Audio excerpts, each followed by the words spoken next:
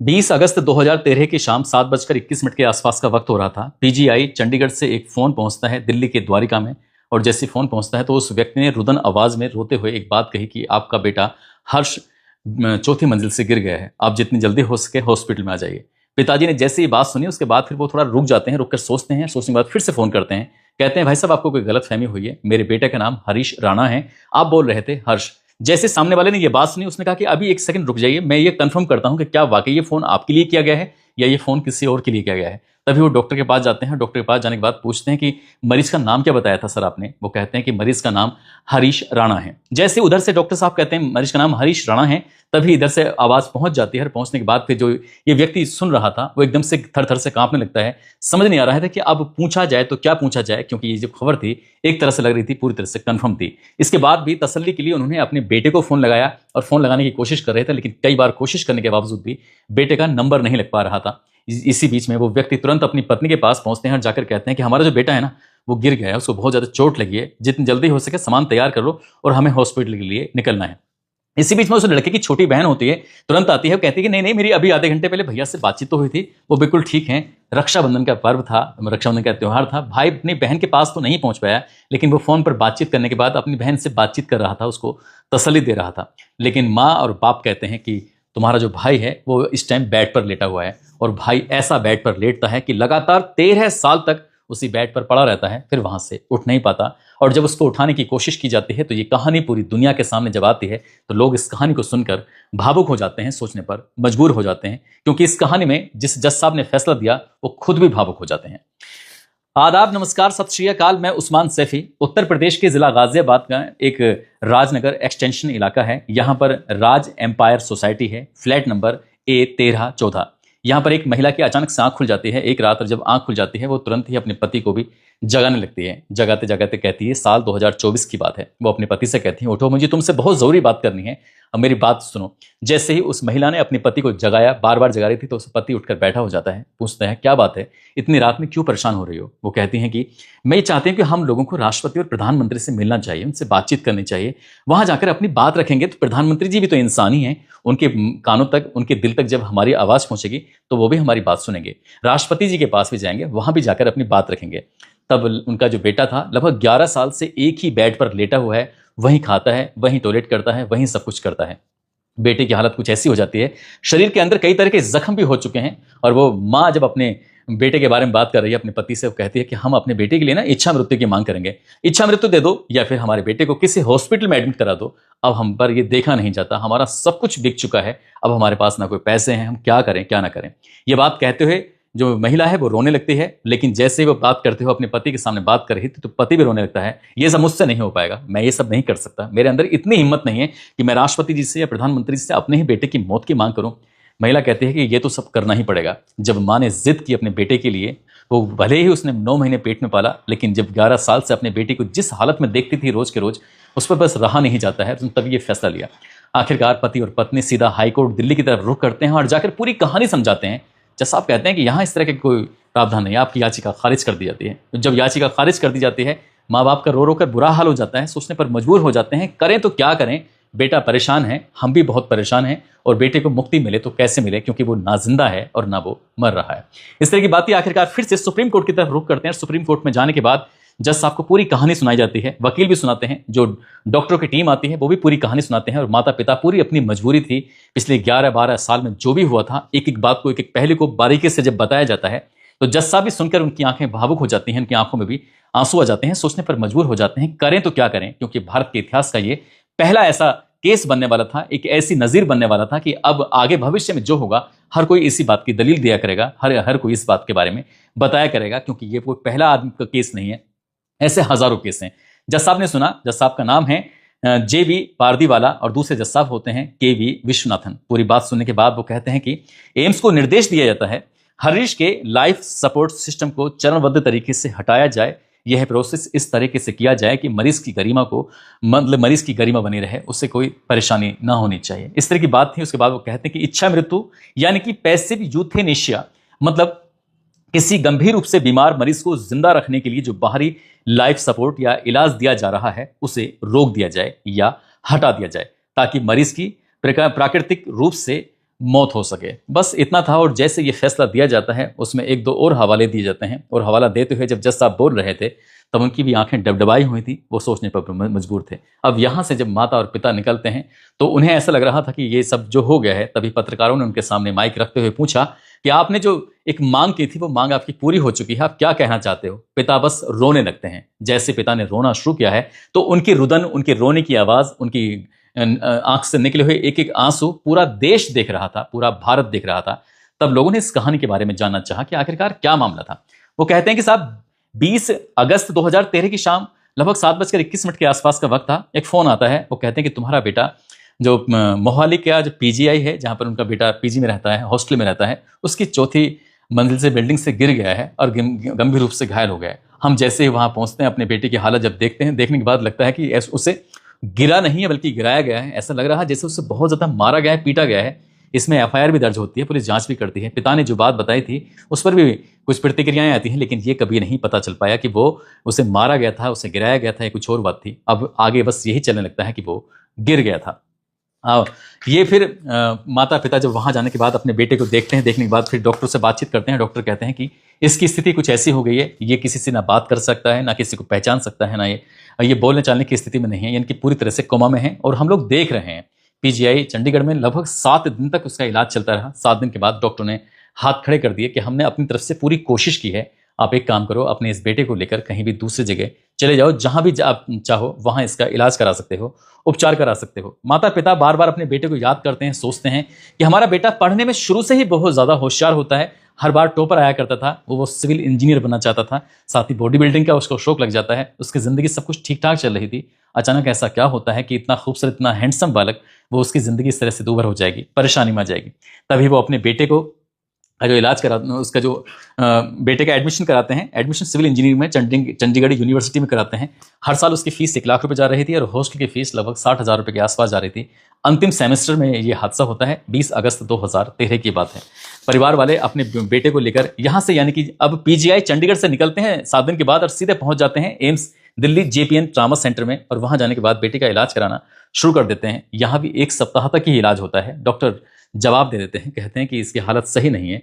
अब जो खाना दिया जा रहा है वो भी एक पाइप के माध्यम से दिया जा रहा है, साथ ही एक टॉयलेट के लिए पाइप लगा हुआ था और डायपर उसको बांध दिया जाता है ताकि उसको कोई दिक्कत परेशानी हो तो फिर वो उसका वैसे हो जाए। अब ऐसी स्थिति में था। लगभग 7 दिन यहाँ रहने के बाद एम्स में डॉक्टर जवाब दे देते हैं और फिर किसी ने ये सलाह मशवरा दिया, आपको एक गाजियाबाद में हॉस्पिटल है, आपको वहां जाना चाहिए, हो सकता है कि आपका बेटा वहां ठीक हो जाए।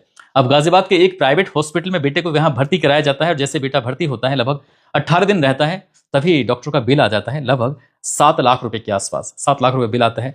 माता पिता को बिल्कुल भी टेंशन नहीं थी, बस टेंशन इस बात की थी कि बेटा ठीक हो जाए, भले चाहे पूरी जिंदगी जो भी कुछ कमाया है सब कुछ बेटे पे लग जाए, क्योंकि उनका जो बेटा है वो बहुत ही ज्यादा मेहनती, उसके जो बहुत सारे सपने थे, अपने बेटे के सपने पूरा करना चाहते थे। वक्त जैसे जैसे आगे बढ़ रहा था वैसे वैसे उसकी सेहत और भी डाउन हो रही थी, लेकिन उस पर कोई, उसके सुधार में कोई असर नहीं हो रहा था। यहां से फिर राम मनोहर लोहिया हॉस्पिटल में लेके जाते हैं। उस टाइम राम मनोहर लोहिया हॉस्पिटल में रहता है। यहां से फिर लोकनायक जयप्रकाश हॉस्पिटल में लेके जाते हैं और यहाँ के बाद फिर सफर फोर्टिस के लिए जाता है और फोर्टिस के बाद फिर नोएडा के हॉस्पिटल में इलाज शुरू होता है। अब यहां से ऐसा कोई हॉस्पिटल नहीं था कि जहां जिसने कुछ भी सलाह मशवरा दिया जहां बेटे को लेके नहीं जाते। 2013 ऐसे ही निकल जाता है, 2014 साल आता है वो भी ऐसे निकल जाता है, 2015 भी ऐसे निकल जाता है। अपने बेटे को जहां तहां हर जगह लेके जाने की कोशिश कर रहे थे।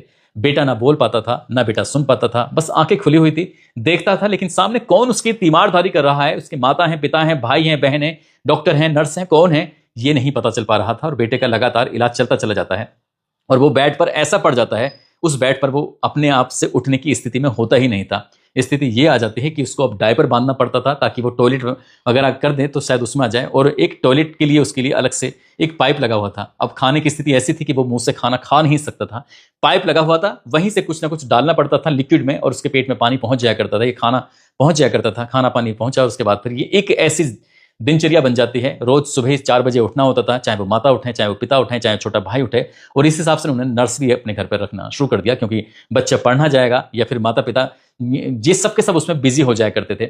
उस वक्त उनके पास जो पैसे थे वो पैसे लगाते चले जाते हैं। लगभग हर महीने 50,000 रुपए की दवाइयों पर खर्च हो रहे थे और कुछ साल तक लगातार बताया जाता है कि 27,000 रुपए प्रति माह के हिसाब से नर्स भी रहने लगती है, ताकि माता पिता शायद उतना अच्छे से ख्याल ना रखें, लेकिन नर्स उसकी देखभाल ठीक से करे, वो भी देख रेख में होता रहता था। वक्त आगे बढ़ रहा था, कब 11 साल बीत जाते हैं पता ही नहीं चलता, और साल 2024 आ जाता है। जैसे साल 2024 आता है तो जो महिला यानी कि उस लड़के की, हरीश राणा की माँ होती है, नाम का निर्मला राणा होता है, वो अपने बेटे की हालत को देखकर वो बहुत ज्यादा रोती थी, परेशान होती थी, हर दिन दुआएं करती थी, प्रार्थना किया करती थी कि बेटा ठीक हो जाए। इस बीच में जो उनका मकान होता है ना 2021 में द्वारका दिल्ली में, वो भी बिक जाता है। उसको बेचने के बाद वो सीधा गाजियाबाद की तरफ रुख करते हैं, वहां रहने लगते हैं, और जो भी उनके पास जमा पूंजी थी, जो भी उनके पास ज्वेलरी थी, जो उनके पास जो भी कुछ था, वो सब बेच देते हैं अपने बेटे के इलाज कराने के लिए, उपचार कराने के लिए। जब उनके पास नहीं रहता है तब उन्होंने नर्स को भी हटा दिया। उसके बाद फिर वो खुद से करने लगते हैं। पिता की जो एक छोटी सी प्राइवेट नौकरी थी, कुछ दिन के बाद वो भी रिटायर हो जाते हैं, और महज 3,500 रुपये प्रति माह के हिसाब से उनको पेंशन मिलती थी। 3,500 रुपये में घर का खर्चा भी चलाएं, 50-60 हजार रुपए जो बच्चे पे खर्च हो रहे हैं दवाइयों के रूप में, वो भी खर्च करें, बेटी की फीस भी देनी है, बेटे की फीस भी देनी है, और बेटी भी बड़ी हो रही थी, जवान हो रही थी, उसकी भी शादी भी करनी है। एक पिता पे चारों तरफ से मुसीबत आनी शुरू हो जाती हैं। तभी माँ ने फैसला लिया, अपने बेटे को याद करते हुए उसके आगे हाथ जोड़ते हुए माफी मांगते हुए कहा कि मुझे एक फैसला लेना है बेटा, मुझे माफ कर देना। तब वो अपने पति से कहती हैं कि हमें राष्ट्रपति जी से मिलना चाहिए, हमें प्रधानमंत्री जी से मिलना चाहिए, और हमें मांग करनी चाहिए कि हमारे बेटे को इच्छा मृत्यु दे दी जाए।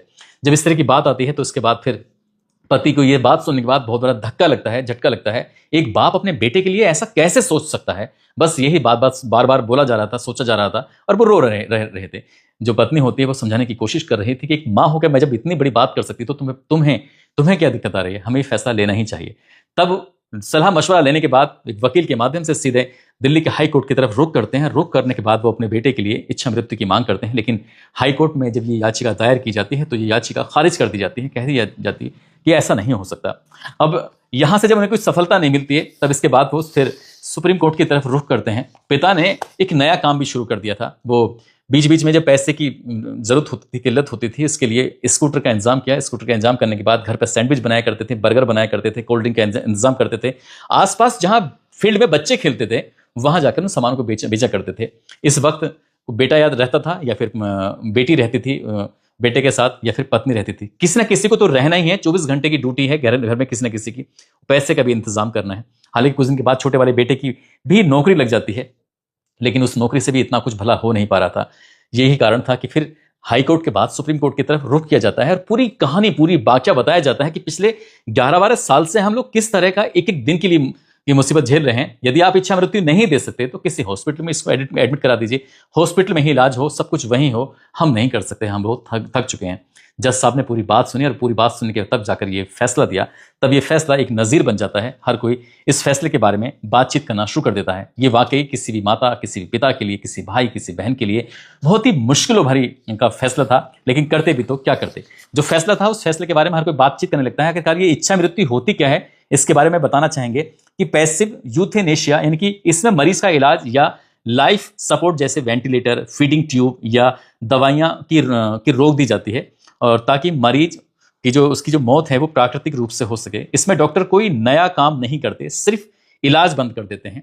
मौत का कारण बीमारी ही रहती है। दूसरा होता है एक्टिव यूथेनेशिया, यानी कि दूसरे तरह की जो इच्छा मृत्यु होती है, इसमें मरीज को मौत देने के लिए डॉक्टर दवाई या इंजेक्शन का इस्तेमाल करते हैं। भारत में यह गैर कानूनी है। अगर कोई जानबूझकर किसी मरीज को दवाई देकर मारता है तो इसे बीएनएस की धारा के तहत हत्या या फिर जान लेने की में मदद करने के लिए माना जाता है, और इसमें एक एफआईआर भी दर्ज हो सकती है। लेकिन यहां पर जो बात है वो पैसिव यूथेनेशिया के बारे में बातचीत हो रही है। और कुछ दिन के बाद जो हरीश राणा हैं, उनकी जो भी सपोर्ट, मेडिकल सपोर्ट लगे हुए हैं, वो हटा दिए जाएंगे, और हटने के बाद जो भी जिस रूप में भी उनकी मौत होगी बस उसका इंतजार किया जाएगा। ऐसा एम्स को निर्देश दे दिए गए हैं। और ये जो खबर पढ़ी जा रही है तो लगभग 8 दिन में, 10 दिन में या 15 दिन में ये प्रोसेस हो जाएगा। दरअसल संविधान में इच्छा मृत्यु का जो प्रावधान है, इसका जो कानून है, ये साल 2005 में कॉमन कॉज नाम की एक एनजीओ होती है, उसने पैसिव यूथेनेशिया यानी कि निष्क्रिय इच्छा मृत्यु के अधिकार की मांग करते हुए सुप्रीम कोर्ट में एक याचिका दायर की थी। इस पर 9 मार्च 2018 को सुप्रीम कोर्ट के सीजीआई दीपक मिश्रा की अगुवाई में 5 जजों की बेंच ने इच्छा मृत्यु को कानूनी मान्यता दे दी थी। तब सुप्रीम कोर्ट ने कहा था कि अगर किसी मरीज को लाइलाज बीमारी हो या वेजिटेटिव स्टेट में, यानी कि लाइफ सपोर्ट सिस्टम पर ही जिंदा हो, तो प्राकृतिक तरीके से मृत्यु के लिए उसका इलाज बंद किया जा सकता है। इसे इच्छा मृत्यु नहीं बल्कि सम्मान के साथ मृत्यु का अधिकार माना जाएगा। यह अधिकार संविधान के आर्टिकल 21 का हिस्सा है, जिसमें सम्मान से जीने के साथ सम्मान से मरने का अधिकार है।